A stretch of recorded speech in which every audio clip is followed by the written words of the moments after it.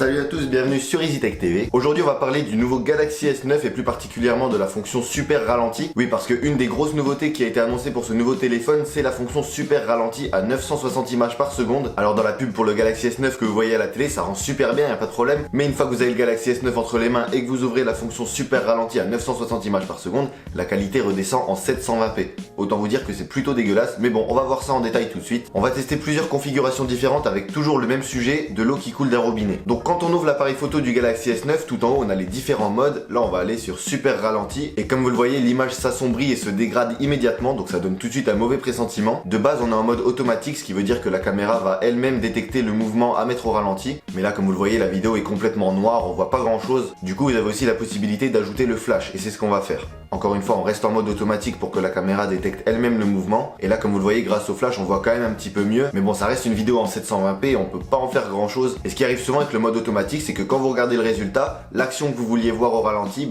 elle a pas été mise au ralenti, mais plutôt un truc inintéressant qui s'est passé quelques secondes avant. Du coup, vous avez aussi le mode manuel qui vous permet de démarrer la vidéo. Et dès que l'action que vous voulez ralentir se produit, vous avez juste à appuyer sur le bouton. Et les quelques secondes qui suivent seront ralenties sur le résultat final. Alors pourquoi avoir mis un mode manuel pour pouvoir déclencher le ralenti pile au moment où l'action se produit? Tout simplement parce que vous n'avez pas la possibilité, après avoir filmé, de pouvoir sélectionner la zone à ralentir. En mode automatique, l'action sera détectée toute seule, plus ou moins, et en mode manuel, c'est à vous d'indiquer quand l'action se produit. Mais une fois que la vidéo est enregistrée, il n'y a plus moyen de modifier quoi que ce soit. Vous pouvez juste la rogner, donc la raccourcir soit au début, soit à la fin, ou les deux. Mais vous pouvez pas bouger la zone de ralenti et choisir une autre partie. Et vous avez aussi la possibilité de modifier la musique de fond, donc soit vous laissez en muet, soit vous pouvez mettre une musique de votre bibliothèque, ou alors il y a plusieurs musiques prédéfinies que vous pouvez sélectionner. Et après on appuie sur enregistrer, et là vous avez votre fichier MP4 en 720p. Du coup mon avis sur cette option de super ralenti, il est plutôt négatif, parce que si vous n'avez pas un bon éclairage, votre vidéo sera vachement sombre, et puis même si vous arrivez à avoir un bon éclairage, ça reste une vidéo en 720p. Donc n'allez pas acheter un Galaxy S9 en pensant que vous allez pouvoir vous prendre pour les slow-mo guys qui font des super vidéos en slow motion. Là le mieux que vous puissiez obtenir, c'est une vidéo en 720p avec pas mal de grains sur l'image. Franchement c'est plutôt dégueulasse. Après si vous avez déjà un Galaxy Note 8 ou un Galaxy S8, n'allez pas prendre le Galaxy S9 juste pour l'option super ralenti, franchement vous en tirez rien. Ça peut être pas mal si on veut s'amuser quelques minutes à filmer 2-3 trucs au ralenti,